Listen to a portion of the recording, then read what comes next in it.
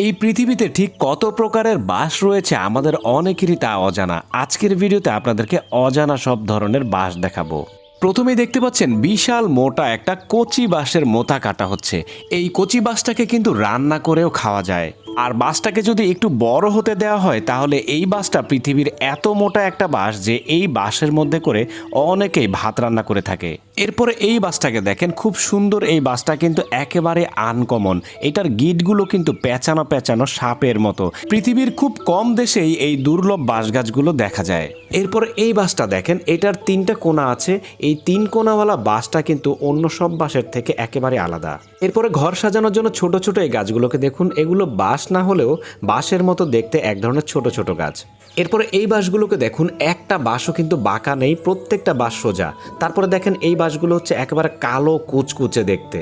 এরপরে দেখেন এই বাঁশগুলো কিন্তু বামুন বেটে বা বন